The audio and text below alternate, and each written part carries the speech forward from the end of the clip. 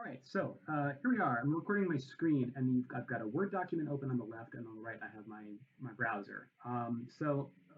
Continuing with limits, I want to explore this function that I've got typed over here. The function f of x is x cubed minus 1 divided by x minus 1.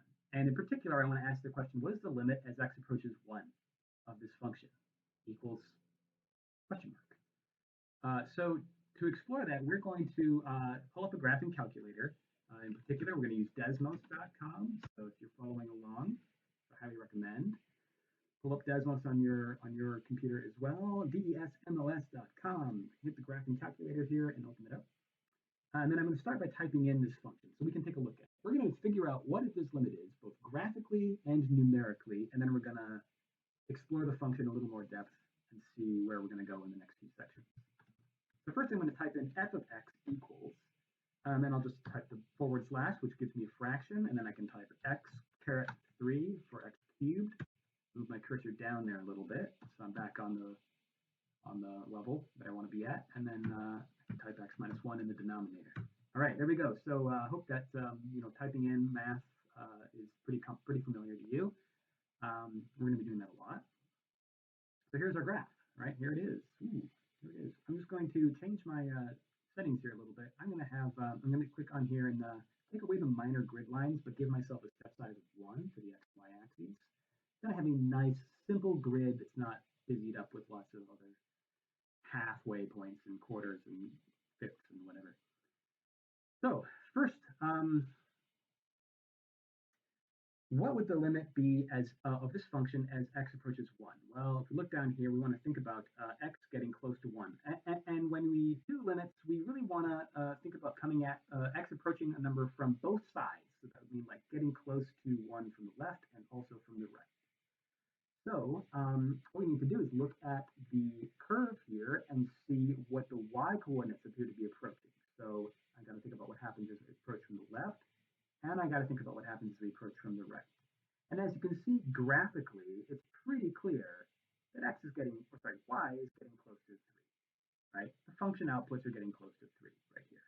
And if I zoom in a little further, yeah, it looks pretty clear that this graph is passing through that precise intersection at x equals 1, y equals 3, right? So graphically, it appears that this is approaching 3. Type that in. There we go. Oopsie daisy.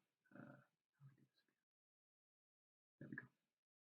So now let's also do it numerically, right? We've looked at the graph, but graphs can sometimes be misleading because sometimes there's behavior that is so small that you can't even see it. So numerically, what we can do is evaluate this function at numbers very close to 1. So not at 1 itself, but at numbers close to 1.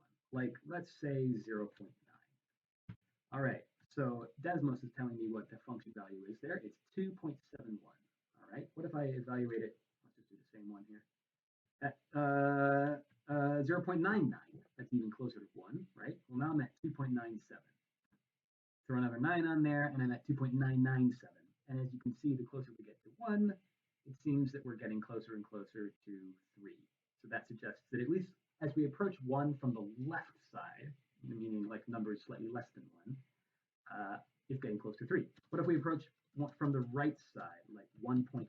Let's go slightly bigger than 1. Okay, 3.3. What about 1.01? Ooh, now it's 3.03. Throw a few more zeros on there, and yeah, okay, that appears to be approaching 3. That's what it means to estimate a limit numerically and graphically, right? But those are both estimations because, like I said, there can be very, very, very small behavior here that is hard to see unless you zoom in real far. Like maybe if you zoom in really far, the graph goes all crazy and wild and shoots up and down and whatever.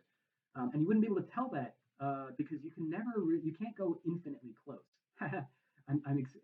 I've gone so far that I've exhausted Desmos' ability to actually calculate this. But you can never really go infinitely close to something, right? So that's why these are just estimates. They might be correct, but it's not a proof, right? So what we could do to explore this in a little more detail is actually do some algebraic manipulation. Oh, before I get to that, I forgot. I was going to point this out. F of 1 for this function is actually undefined, right? Because the denominator would be 0. 1 minus 1 is 0.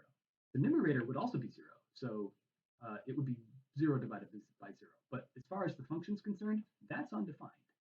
Right? And in fact, if we look here, we try to put the cursor right on 1. Haha, there we go. 1 is undefined. So really, technically, there should be the graph should have a little open circle. There we go, right there at 1, 3, right, to show that that point is not included on the graph. Okay. So what we can do is actually take this expression that we're working with. Let's type it out again. There we go. We're going to do a little bit of algebra to see if we can simplify it. Okay, simplify it to something equivalent. What you can notice is that numerator is actually a difference of cubes. So that can simplify.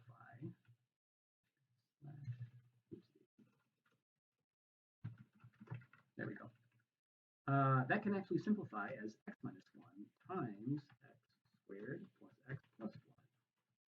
And that's all over x minus 1. Go. So that, that expression actually factors like that. And then we see that we have that common factor of x minus 1 in the numerator and denominator, right? So that can cancel and we get x squared plus x plus 1. And these two expressions are equivalent to one another because we took this path of algebraic manipulation, which is expression rather, where each step was equal to the last. But there's one big difference between these two. Let me close this out and we can look at it here on the page. The big difference between these two expressions on the left and on the right is that the one on the left is clearly undefined at 1, because 1 minus 1 is going to give you 0 in the denominator. But the one on the right, there's no way to tell that would be undefined at 1. In fact, it looks like it should be perfectly well defined at 1, right? 1 squared plus 1 plus 1 should equal 3, right? So they are actually equivalent to one another in every way except for their domain. The one on the left has a domain that excludes 1, the one on the right doesn't, right? So that's a really important distinction. And by the way, if we graph these, let's graph y equals x squared plus x plus 1. If we look at them, they are exactly the same in every way, except that I look at just the simplified version. This version, can I do it? Oh, it's so hard. It's so hard to do. Yeah, there we go. This version is actually defined at 1 and it equals 3. So if these two functions are equivalent to one another in every way except for whether or not they're defined when x equals 1, then their limits should be the same. And that is the key to actually proving with some confidence that the limit really is 3. What we'll do is say the limit of this expression as x approaches 1 is the same as the limit of x squared plus x plus 1 as x approaches 1, because they're algebraically equivalent. But that second limit is clearly defined at 1, and it's continuous, which is something we'll learn more about later. And it would be 1 squared plus 1 plus 1.